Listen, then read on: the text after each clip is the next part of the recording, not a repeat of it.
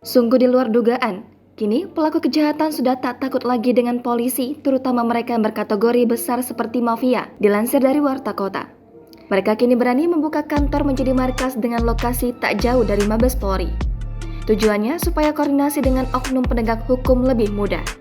Ini yang terjadi pada Konsorsium 303, mafia judi online yang dengan berani membuka kantor di Jalan Gunawarman, Jakarta Selatan, tak jauh dari Mabes Polri.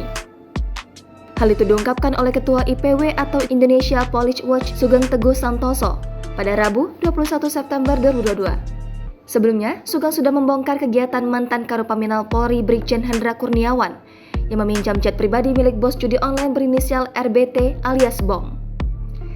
Jet pribadi itu dipinjam Brigjen Hendra Kurniawan untuk mengunjungi keluarga Brigadir Yosua di Sungai Bahar, Muaro Jambi pada 11 Juli lalu atau beberapa jam setelah pemakaman mantan ajudan Verdi Sambo itu. Brigjen Hendra Kurniawan datang bersama sejumlah anggota Polri lainnya, termasuk yang dia bawa dari Jakarta masuk rumah duka sekitar pukul 19.00 waktu Indonesia Barat.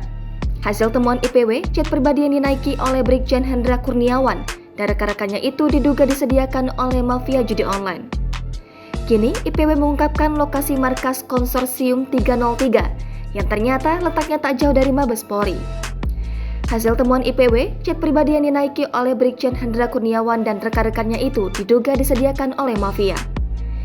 Dia menyebut RBT alias Bong ini adalah Ketua Konsorsium Judi Online Indonesia atau disebut Konsorsium 303. Sugeng menjelaskan markas Konsorsium 303 tersebut hanya berjarak 200 meter dari Mabes Polri. Sementara terkait jet pribadi yang dipakai oleh Brigjen Hendra Kurniawan, menurut temuan IPW berjenis Raytheon Hawker 859XP dengan nomor registrasi T7JAB. Selain RBT, dia juga menduga ada keterlibatan YS dalam Konsorsium 303 sebagai bos konsorsium judi wilayah DKI Jakarta.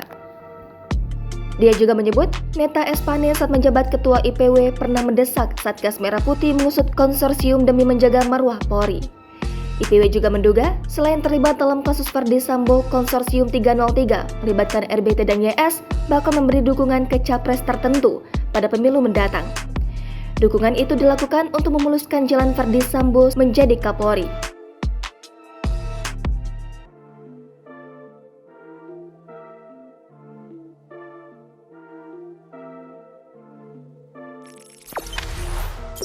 Jangan lupa subscribe, share, komen, dan like ya.